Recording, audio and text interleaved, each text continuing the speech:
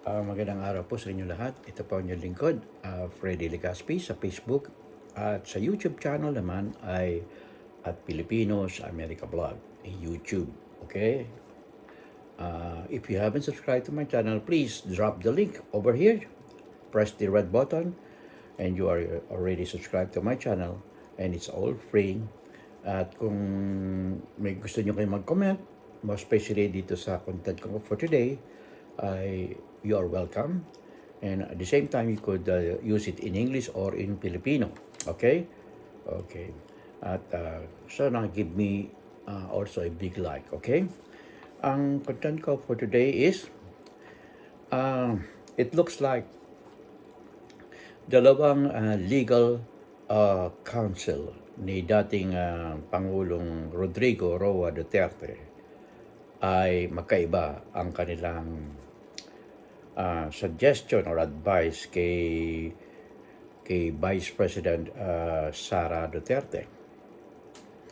Kasi ang rating ni Sara Duterte ay bumaba ng 12% sa lahat nationwide, in Luzon, Visaya, and Mindanao.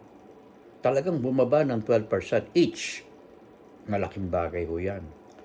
Samantalang si Speaker Romualdez ng Congress ay tumaas ng 6%. 6%. Ganoon din si Senate President Miguel Zubiri by 1%. Si Pangulong Bongbong Marcos ay bumaba rin ang rating niya. Hindi ko lang malaman kung bakit bumaba ang rating ni Pangulong Marcos samantalang pinagtatanggol lang niya ang West Philippine Sea. At ang economy natin ay tumataas. Ito ay siguro may problema ang mga Pilipino dyan sa Pilipinas. Hindi nila talagang maintindihan at ang gumagana sa kanila ay emotional.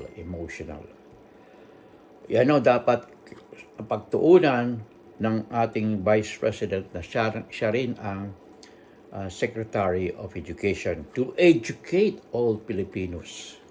Kasi mababang masyadong standard of education natin dyan sa Pilipinas. Kaya ang ating education, ang standard of education ay mababa rin. Ito ay makikita natin sa unemployment natin. Ang unemployment dyan sa Pilipinas ay 4%, samantalang ina-idol ng mga Duterte na China ay mataas ang kanilang unemployment rate. It's 5%. Kita nyo? Ang lalaki ng diferensya, no? Dito sa Amerika, it's only about 2%. Yan ang mga abogado ng mga Duterte, lalo ng kapanahunan ni Rodrigo Roa Duterte, ay ito ang pahayag ni Attorney Jing Paras. Ito ay former secretary at former congressman under ni Rodrigo Duterte. Okay? Na sinasabi niya na kaya bumaba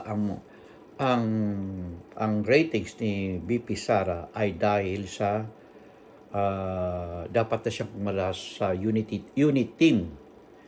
Kakaiba naman ito sa pahayag ni Attorney Roque na dapat ay manatili si Sara, si Attorney Sara o VP Sara sa KBBM.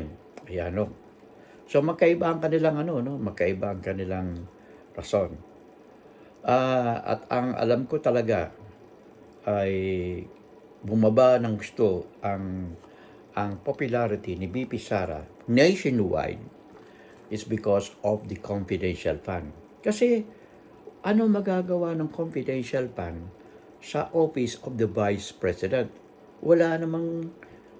Halos walang silbi ang office of the Vice President.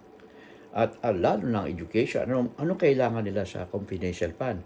Ang sabi ni Pangulong Duterte ay dapat daw yan sa Department of Education to fight insurgency. Ano magiging To fight insurgency, you must concentrate on education. You don't need confidential fund. What we need, the confidential fund belongs to the armed forces of the Philippines, who is right now on the verge of what? Increased pressure from China incursion or China overreacting to the West Philippine Sea. At ang katunayan nito ay nakakuha na tayo ng maraming suporta sa pinaglalaban ng ating armed forces through President Bongbong Marcos Jr.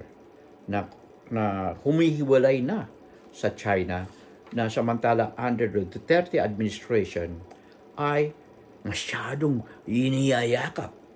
Kasi talagang socialist president to si Duterte at maging si BP Sara. Okay? Dumating si Prime Minister ng Japan diyan sa Pilipinas, hindi man lang pinansin ng Vice President. Gusto pa rin niya ang China. Ganyan ho ang ganyan ho ang mga Duterte. Ewan ko lang sa inyo sa Davao kung maka-China kayo sa Davao. Mag-voice out ho kayo dito sa comment. Okay? Ang survey nito ay galing sa Okta Research. Okay?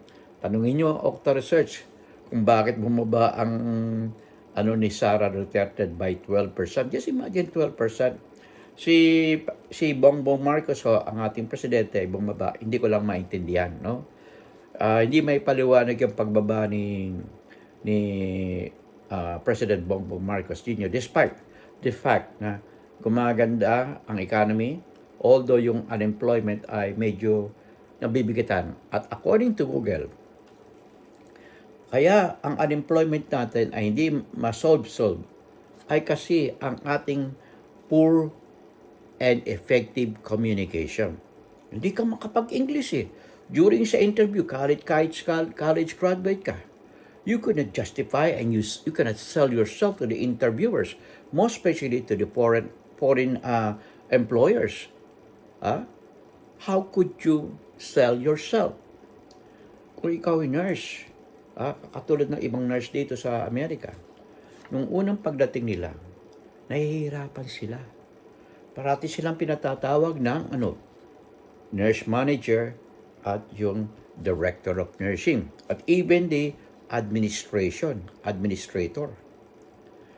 Kasi they are most costly by those executive using Filipino in front of the patient who are mostly Americans.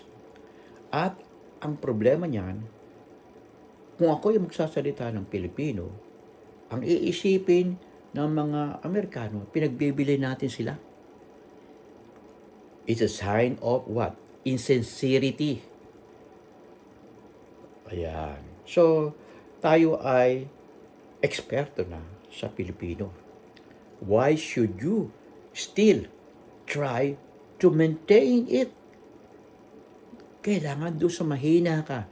Ang subject ay kailangan natin matuto ng English. So we should need it to practice on a daily basis. May comment ho kayo sa baba kung tama yung aking sinabi. Kayo mga college graduate or student, you need to start it now.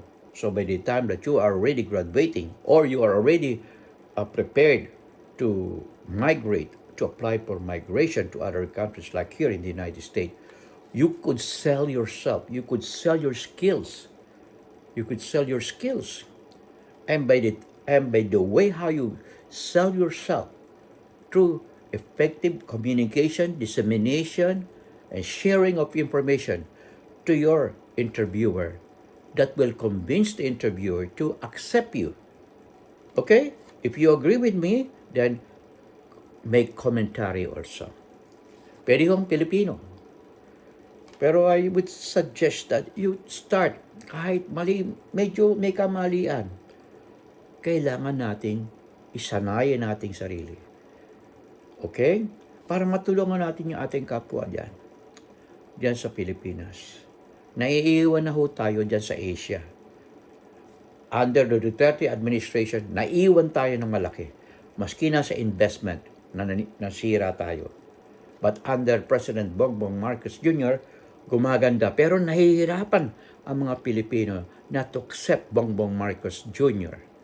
Kayong mga Ilocano, try to voice out here.